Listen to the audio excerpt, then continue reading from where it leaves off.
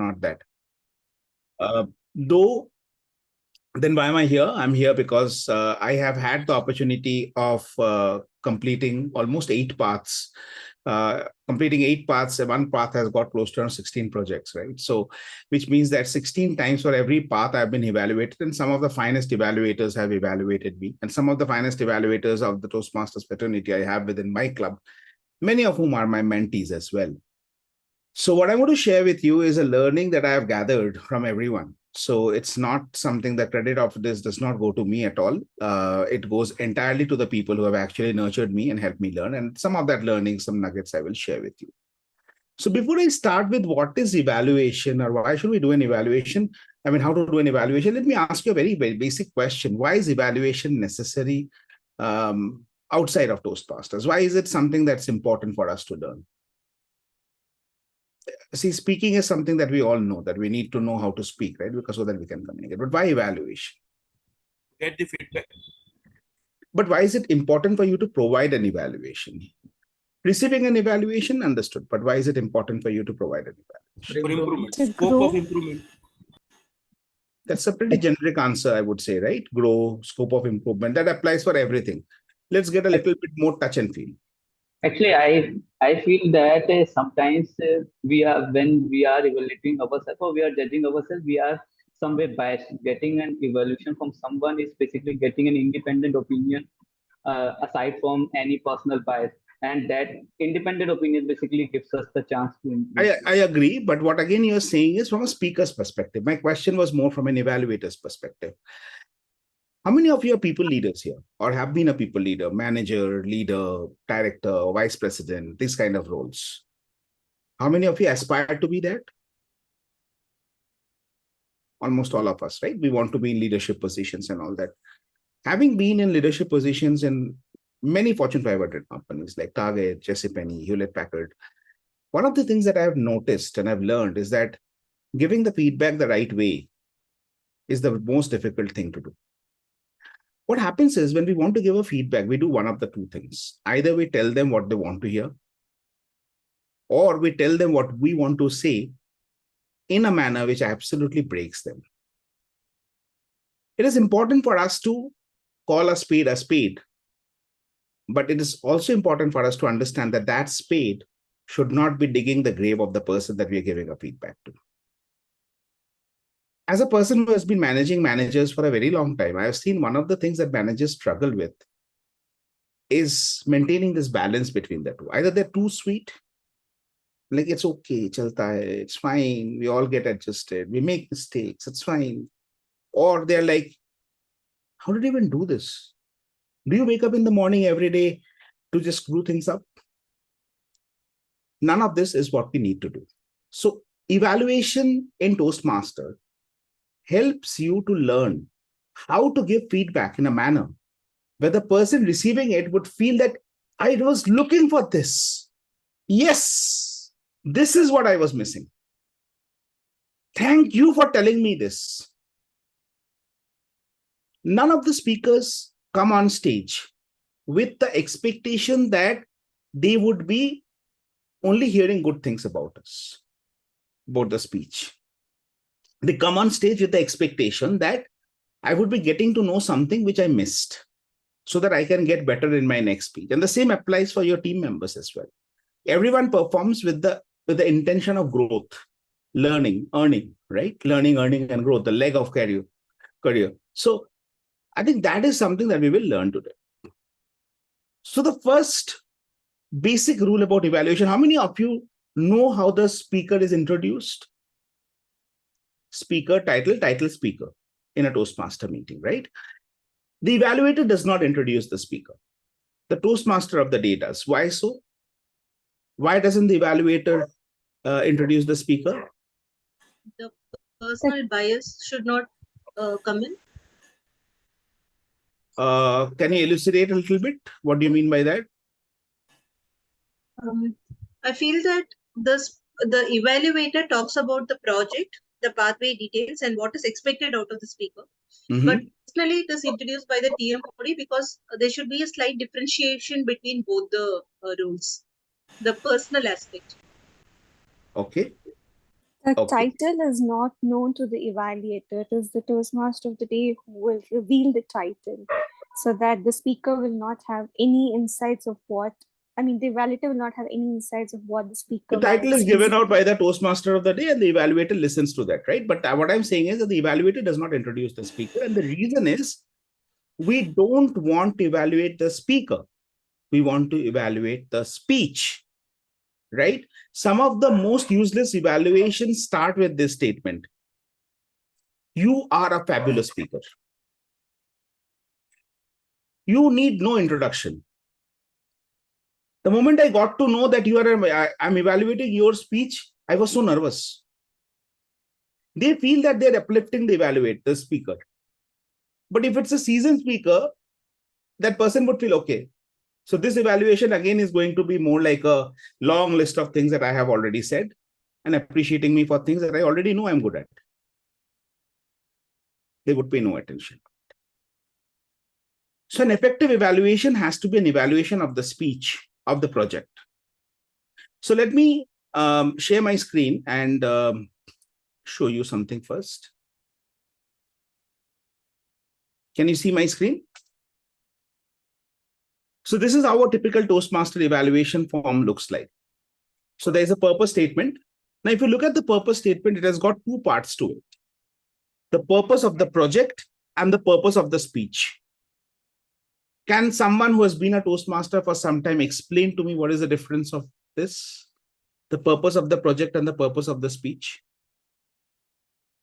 You can read this and then you can answer me. The purpose of the project is depending on the pathway that you have chosen. For example, it can be effective coaching. And under the effective coaching, you have chosen a particular project and it should adhere to the broader pathway as well as the immediate speech, which can be speaking with purpose. So it should match with Is that so? Because the project that I'm displaying right now is a level 1 project, right? It's an evaluation and feedback for speech. Yeah. It is the same across all the paths. It doesn't matter whichever path you are taking and you don't choose this. It's a mandatory project. Correct, but I chose persuasive influence will be different from that of the other pathways, right? So I thought it should adhere to the broader pathway and the goals of the path. That's your way of looking at it, Srividya. Okay. It's totally fine if a speaker is coming and just adhering to the project objectives as mentioned here. Think a little bit more and answer this, that read the statements very carefully. The purpose of this project is to practice applying feedback and serve as a speech evaluator during a club meeting. The purpose of this speech is for the member to present a speech and receive feedback from the evaluator. Are you seeing the distinction? The purpose of this project is to practice applying feedback and also provide feedback. But the purpose of this speech is only to receive feedback. So in this speech, as an evaluator, I am not expected to, or as a speaker, I'm not expected to implement the feedback or provide a feedback. That's not in the syllabus here. Here, my job is to provide receive the feedback that I'm getting from the evaluator. So the first thing as an evaluator that you need to do is read this very carefully to understand that what is the difference between the purpose of the project and the purpose of the speech. Can it be that they're one and the same at the same time? Yes. Let me show you one more evaluation sheet before I move on to the next part of what I'm going to share. So yeah, here we go.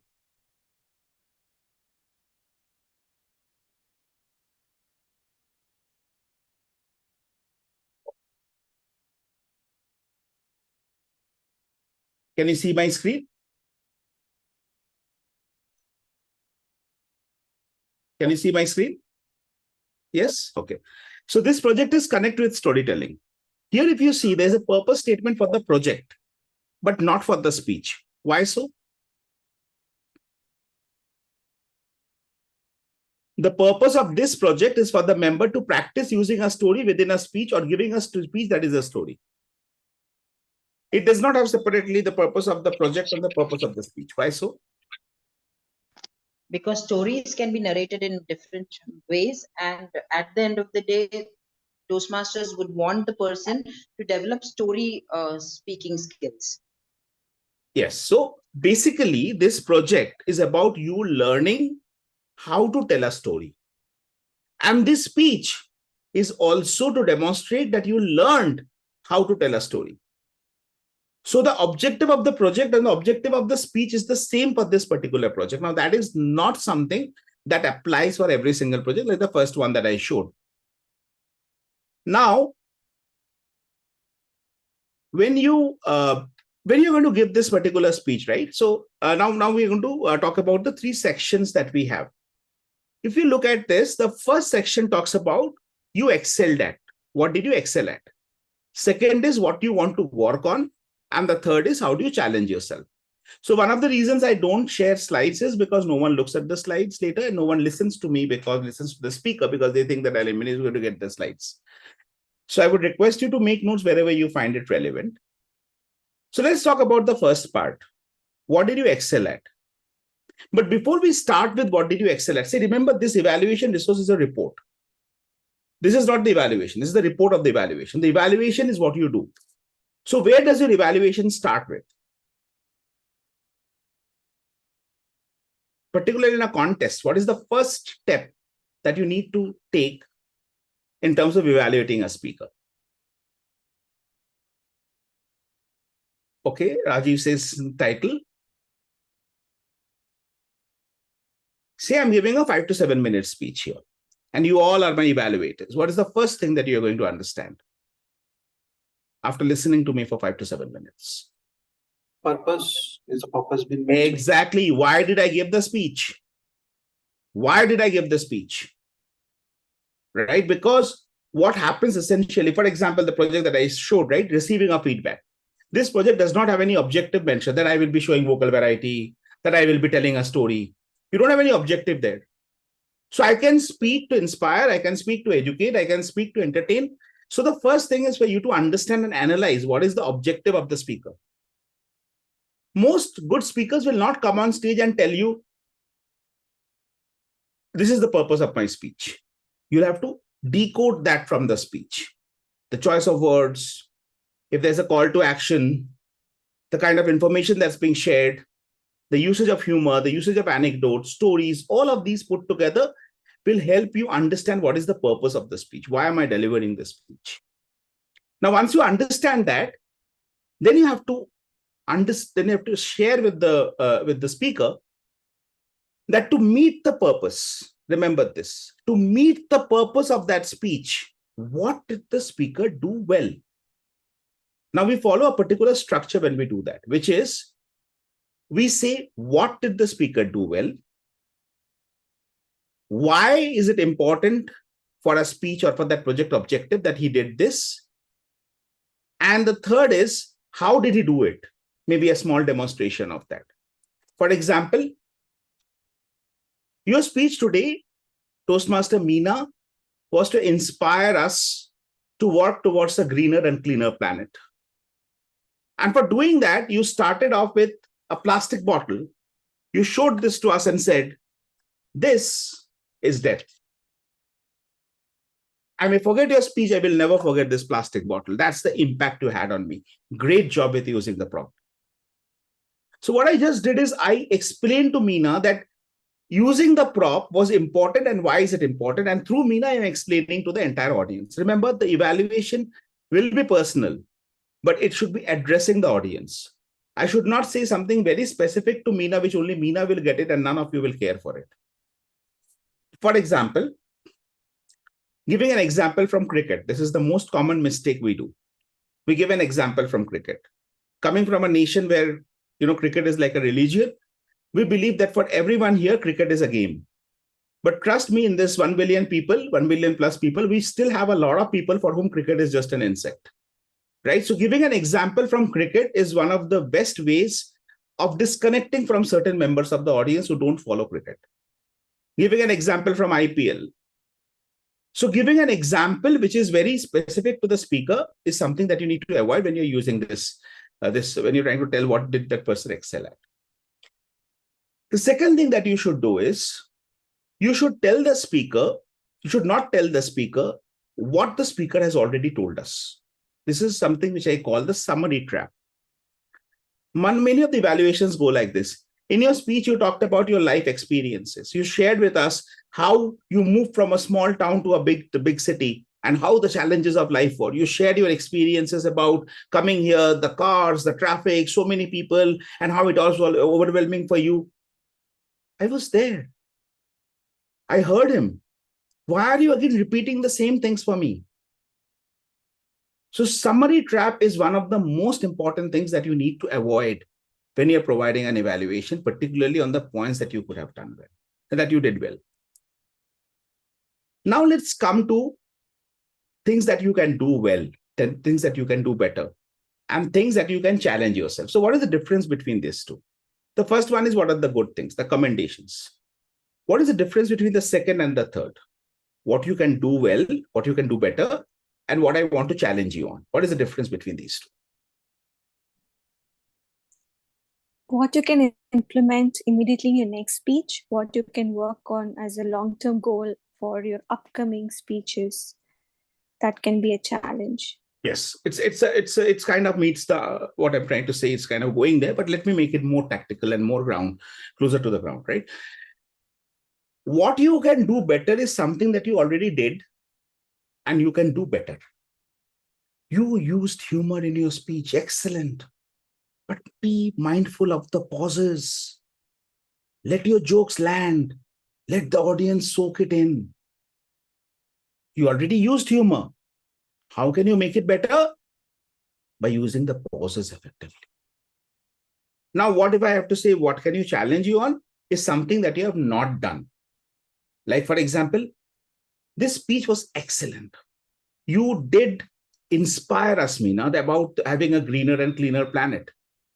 But don't you think that this topic is something which is a little boring to certain people? First, because we talk about it a lot. And second, that a lot of people don't relate with it because we don't get to see the future. Humans by nature are myopic. So try adding a little bit of humor. So here, Meena has not used humor. I'm telling her to try adding a humor. One thing we need to be very cautious about what we are challenging is we should be very careful about whether the speaker is capable of doing that. Sometimes we challenge the speaker to do something which the speaker is totally not capable of.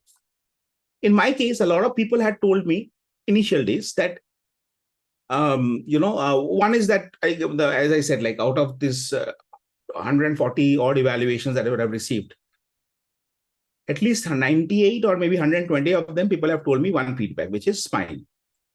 Now, not smiling is a structural defect that goes back to 1977. I can't fix it now. I mean, that's something that my dad and mom had to work on. They didn't do a good job with that. I don't have a smiling face. This is how I am structured. This is how I'm built. It's a manufacturing defect. I have to live with it. I can't smile. I can't smile naturally. Now, to tell me someone like me with a grumpy face that you have to smile only then you should come on screen is like putting a pressure on me to do something that I'm not good at. Right? Or to tell someone, try doing a little bit of a role play. When you're talking about the mother, say like this, hello, beta, do you really want to do this? And when you're becoming a son, say, no, mom, I don't want to do this. Role plays scare me. Don't talk about role plays with me. I can play only my role, that is me. Right? So you need to challenge the speaker to do something which the speaker has shown some indication that that person can do. Like, for example, Sourav, I understand that you come across as a very serious person. Maybe somewhere just try to drop a hint of smile. Like, for instance, when you said about your mom and dad thing, how happy you were as a family, at least at that point of time, can we see a small hint of smile? It's not too difficult. Can you try doing that sort of once? Smile.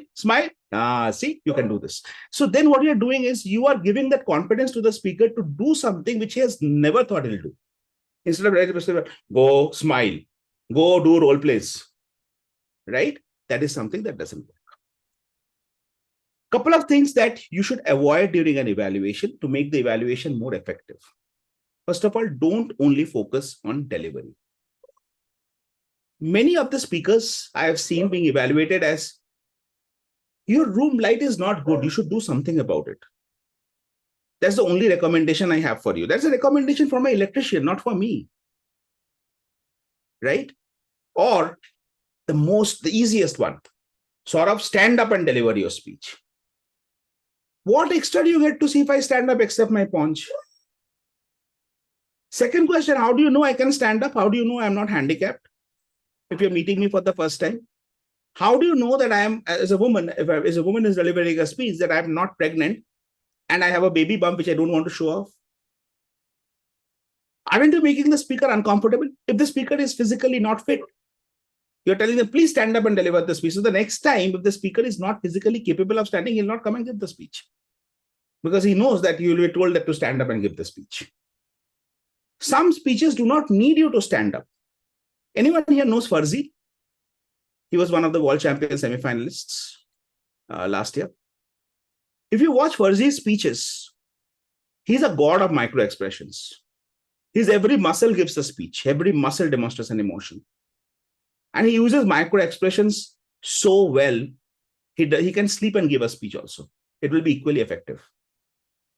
So if Farzi is giving a speech on micro expressions, do you really need to tell him to stand up?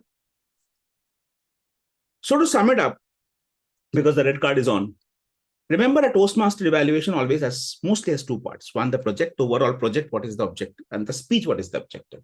Understanding both of that is important.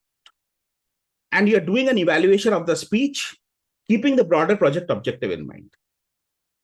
When you're giving the evaluation, you will have to keep in mind what the speaker did well, which you have to describe as what did he do well, how did he do it, and why was it important that what he did. When it's coming to recommendations, remember to talk about things that he can do better, which you already did, and to challenge him on something which he did not do, but you think, and he's giving you a reason to think so, to try. And finally, summarize. We say a lot of things in the 2 to 3 minutes. So if you don't summarize and remind what were the 3 key points which I'm doing right now, the audience will not remember it. So thank you. I'm open for any questions. Thank you, Sourav. I have listened, I have heard many evaluations on the same topic, many sessions, education sessions, but I must say this is something totally different. And you have done a good job. And I'm sure that you connected with the audience very well. There will be a lot of questions from the side of the participants. Please be open. We have 10 minutes for the Q&A. You can ask the question directly. Unmute yourself and ask the question directly. He's there to answer. Sourav, this is not a question. I just want to open with a compliment. I really enjoyed the session. It is one of the best evaluation sessions I have ever come across. It was not contest oriented. It is real life oriented. And as you rightly pointed out, people don't leave organization. They leave managers. If people give effective feedback, they will not leave the manager. So I really loved your session. I'll throw it open to the audience to ask questions. Hello, Sourav. Rajiv here. Hi, Rajiv. Thank you. I have got a difference in opinion, and that's my question. So, coming to the feedback of standing up and deliver, right?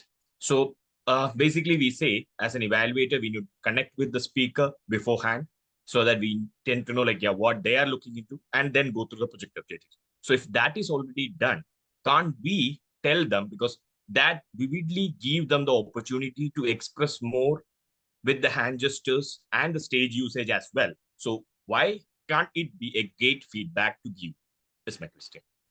Great question, Rajiv. So whenever I think of evaluation, I think it in 2 parts. One is evaluation in the club meetings and the evaluation in the contests. Do you have an opportunity to connect with the speaker in contest, Rajiv, and know this beforehand? Have this discussion? Not at all. Not at all. No, right? No. So whatever you're practicing in the club meetings, in terms of evaluation or speeches, many of us have the contest in mind. If we are thinking of the contest, how will you connect with the speaker? You don't even know who the test speaker is. Not at all.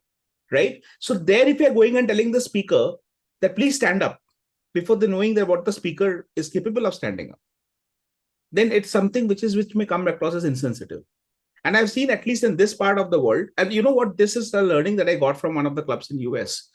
The person exactly, I also used to do the same, the first evaluation video, like, please stand up. Okay, it's like the national anthem thing. And he said that, why should I stand up? I'm talking. So he did this project on connect with storytelling, right? The general evaluator told me, why should the speaker stand up? He's telling me a story. He's coming closer to the camera, looking at me like this, and then going back like this, and then like doing like this. I want to see that expression. I don't want to see his paunch. Why should he stand up? So it all boils down to the objective of the speech, the purpose, right? If the purpose is to show vocal variety, then is standing up required? Probably not. If the purpose is to show body language, gestures, definitely standing up is required, because that makes you freer to express. Thank you. Thank you. Any more questions?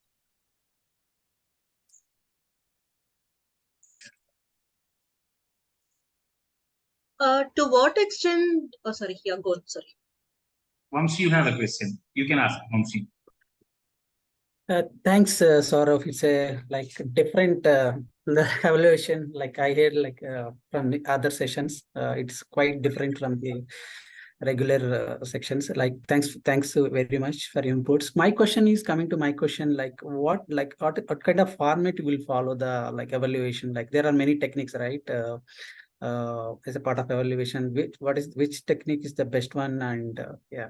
I want to hear from you the techniques. Which one is the best one for?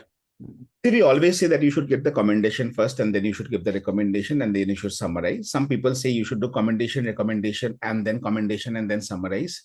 So I'm not a big fan of the sandwich method, because the sandwich method, when I'm working in the corporate and someone is my manager is evaluating me, they always used to do the sandwich method. And I used to always focus on the two breads.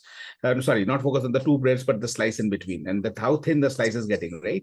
So I think that is very important for us. So recommendations sometimes becomes very fake. You just think of something and just cook it up. Okay. Yeah. And oh my God, your screen presence was brilliant. You had to say something, right? So I think the best way of handling this is probably going to be commendations.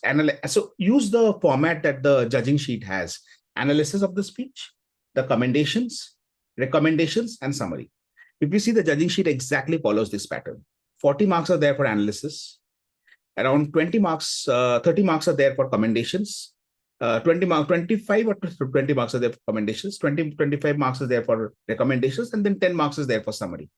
So 10 to 15 marks. So follow that pattern, because that is going to also prepare you for the contest. So analysis of the speech, what were you trying to do? What did the good things that you did which made that objective? What are the things that you could do better so that the objective is better met? And what did I just say? Sourav, I have a question. The topic for today's session was evaluate with empathy. Do you think empathy has something to do with evaluation? In my definition, the biggest definition of empathy is sincerity. Okay. You coming me and telling me that I am the most handsome hunk in the world is not being empathetic. It's going to only make me feel bad, because I have a mirror at home, right? So empathy is all about sincerity. And what I just discussed with you is about how to become a sincere evaluator. So being sincere doesn't mean you need to be rough. You don't need to be rude. Sincere means you want to tell the speaker what you would have told your best friend if that person was struggling with something. Okay, one more question. So do you evaluate all the speakers in the same manner, or if it is an icebreaker speech, consider that it is icebreaker, a senior or a distinguished Toastmaster speech, or a contest? So how does it differ? I don't care if that person is a distinguished Toastmaster or a world champion of public speaking, or this one. So we have done WCPS semi-finalist evaluations, Nidhi Saini and then the other guy I'm forgetting from Region 13. Two people we had evaluated, both of them who are representing. And it doesn't matter to me at all what are the credentials. What is that person trying to achieve? So newcomer coming into Toastmaster and giving the evaluations, the icebreaker speech, I can see in his nervousness in his voice, right? That he's struggling, stuttering, stammering, stopping, having abnormal pauses. So what am I listening? I'm listening to someone who's trying to introduce himself the first time. So this is how he'll progress. Right? That again, I'll take Meena's example. There's a safe bet. So Meena, I think today you tried to introduce yourself to the club. And most probably this is the first time you did that. And you did a brilliant job with that. Right? So that is what.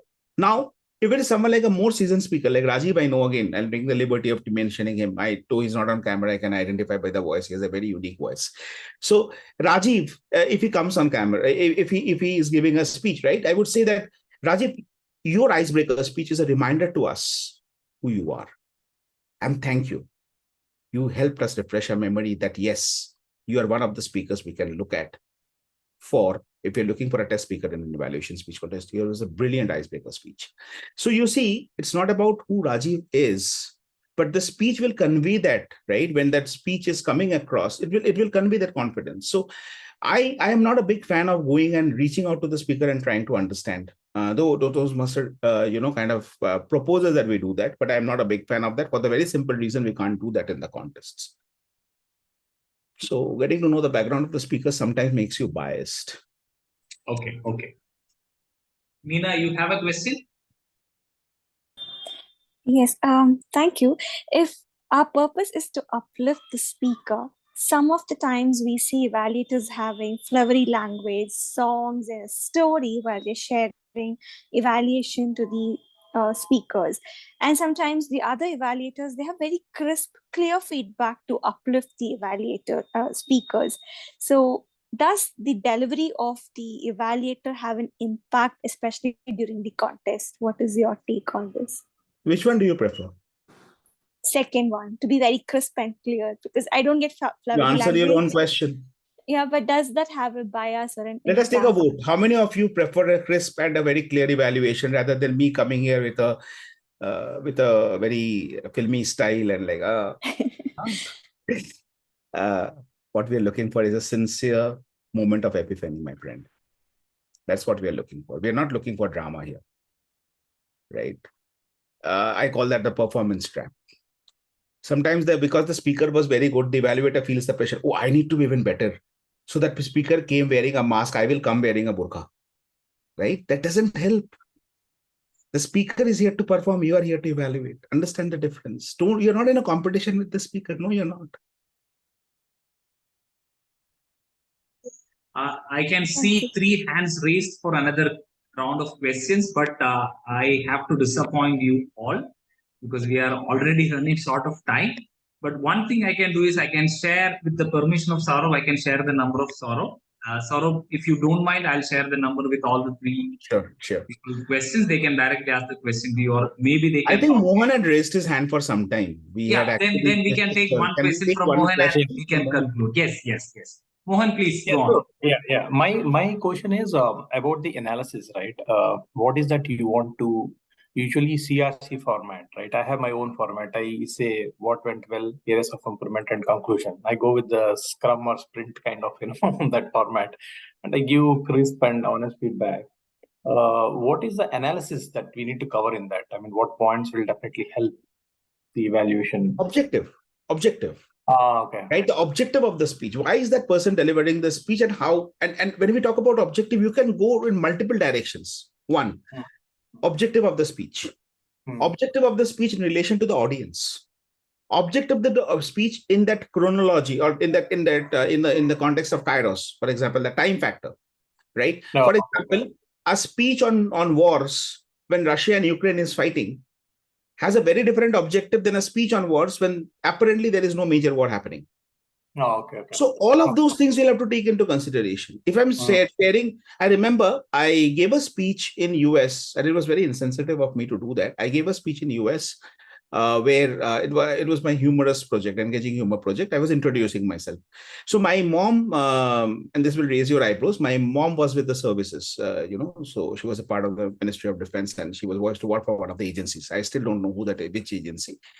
And she used to bring some toy guns at home. Toy in the sense that not really toy guns, but like, what should I say, duplicate guns, which can't kill people, but it looks like a real gun. Like guns and all that. And I gave a speech about, how I played with guns even before I started playing with balls. And one member of the audience told me during the feedback, Sourav, it's a very wrong timing for you to give this speech because in US, we are debating about the gun laws. And it's not. She said, it's not funny, Sourav. We are losing lives. We have strong opinions for and against this topic, so please be sensitive about it. Yeah. So, so but the objective was totally misplaced. Got it. To make people laugh, I ended up disappointing them. Got it. Yeah. Got it. Yeah. Makes sense. Yeah, I understand that, man. Thank you. Thank you. Back to you, Pramod. Thank you. Thank you very much. Thank you very much, Sourav. Thanks for the time. Thanks for an interesting session. Let me honor with you an online certificate. This is our gratitude to your time. Once again, I thank you on behalf of all the participants for an interesting session. I'm sharing your email ID with all the participants. If they have any doubts or any clarification, or if they want to improve further their evaluation skills with empathy, definitely they'll contact you. Please do support them. And once again, thank you so much.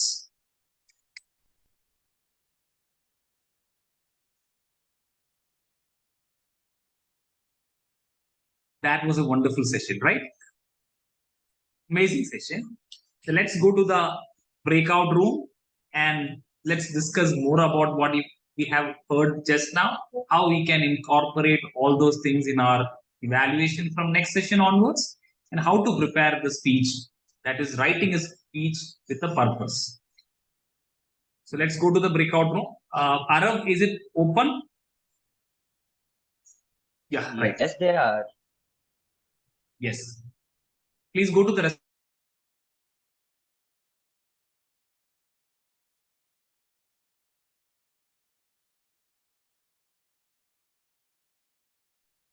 Hi, Pramod. Hi, everyone. Hi, how was the speech? How was the evaluation session? It's really good. Yeah. It's really good for an existing Toastmaster, but my question is to the new participants. They are attending Speechcraft program for the first time. Have you got any head and tail out of this evaluation session? Yeah, really, it's. You got I mean, some kind understand of the idea. meaning of empathy. Yeah. I'll tell you one thing. This was an interesting and an excellent session for an existing Toastmaster, because if somebody knows about Toastmasters or have attended multiples of meetings or is in Toastmasters for the last several years, have seen some contests, have seen some good speeches, then this education session will make sense for you. But the real purpose of arranging such a session is to give you an idea about how to approach evaluation. So that is called evaluation with empathy. So why do we use the word empathy? Because empathy is something which we have to show to our speaker so that the speaker can come back and give speech again. If you are giving a very brutal, rude and honest feedback to the speaker that you stammered 10 times, you stuttered 10 times, and you are missing here and there, and you have not done this portion really well. Even if you show sincerely, even if you give this evaluation sincerely, people might feel that, oh no, I didn't do well. So should I go to the meeting next time and all? So that's the reason why we use the word evaluation with empathy. Please be understood that we follow something called CRC in Toastmasters, which is commendation, recommendation, and commendation. The thing which Sourav said, that CRC. Sourav said, I am concentrated on the middle portion, that is R. R is recommendation. But I would strongly suggest you to concentrate more on the C portion in the initial days of your evaluation. That is, commendation should be, you have to motivate the speaker. When you are motivating a speaker, he or she will come and give more and more speeches. And when you are a Toastmaster, you have completed 1 year of Toastmasters journey, watch the recording of the session, then